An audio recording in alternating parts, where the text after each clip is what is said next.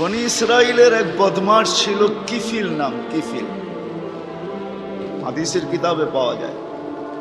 বনি ইসরাইলের বদমাশ, যে নিজেকে মানুষ বলে কখনো স্বীকার করত না, বলতো আমার চেয়ে কুকুরও ভালো। কেন? প্রতি রাত্রে তার যৌন চাহিদা মেটানোর জন্য, ব্যভিচারের জন্য তাকে প্রতি রাত্রে সে খরচ করত 50 থেকে 60 লক্ষ টাকা বর্তমান টাকায়।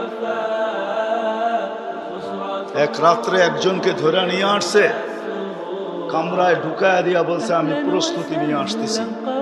যখন প্রস্তুতি নিয়ে কামরায় ঢুকতে ছিল, তো দেখতেছে ওই মহিলা এক কোনায় বসে কাঁদতেছে। তো জিজ্ঞাসা করছে, তোকে জোর করে নিয়ে আসি না, টাকা দিয়ে নিয়ে আসছি, কাঁদিস তো কাঁদিস কেন? তো মহিলা প্রতি উত্তরে বলতেছিল, শুন কিফিল, আমি বাজারি মেয়ে না, প্রয়োজনের কারণে তোর হাতে ধরা দিতে বাধ্য হয়েছি। প্রয়োজন যদি এরকম না আসতো, আমি কোনোদিন তোর হাতে ধরা দিতাম না, আমি তো বাজারি মেয়ে না। বলছে তাইলে কাঁদিস কেন? বলে বলতেছি তোকে কেন কাঁদি। শুনবি কেন কাঁদি? বলে বল কেন কাঁদিস? বলে কাঁদতেছি এই জন্য যে এই চেহারাটা কালকে আল্লাহকে কি করে দেখাবো।